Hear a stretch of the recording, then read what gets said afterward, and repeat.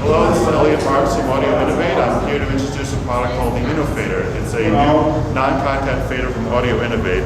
And the thing about this fader is that what we try to do is come up with a good non-contact solution that you could fit in any mixer, like a Vestax or a Stanton, pretty much a Newmark, even our mixer Audio Innovate, even Eckler's. So the point is we try to come up with a fader that would fit in all these different mixers. And we have a couple things. First of all, the fader itself, what we did is to make it work electronically, we have, there's three different adjustments. One is there's a cut-in adjustment, so instead of cutting in over here, you can cut in over here or over here. And we have a little graph on the front, so instead of having to reach for a manual, it's all right on the fader itself.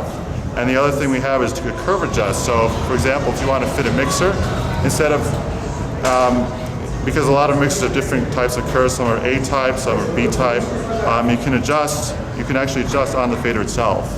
And the other thing we have is a tension adjust. So right now I have it set for more like a club mixer fader.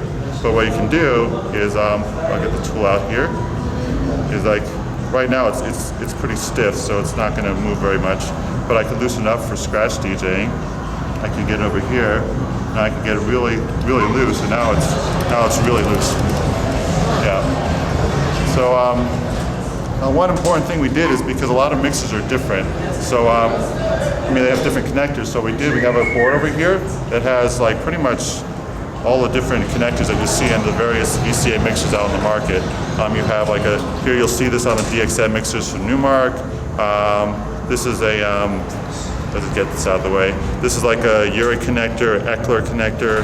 You see this on Vestax. So just basically you have a lot of different connectors, and then what you do is we have another board in here. So before you hook up the InnoFader, you connect to this test board over here, and there's a green light which turns on if it's good or red if it's bad. So this way, before you hook up the fader, you know if it's going to work.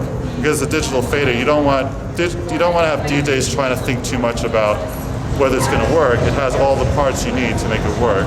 So basically, we have all the electronics you need, and plus we also have mechanical parts. So we have, my hands are running out of space here, so thank you.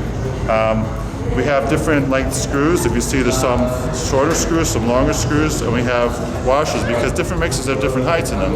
So the point is that to make a universal fader, this fader is supposed to fit on many different mixers. You want to have different hardware, and of course there's a little sticker you put on the front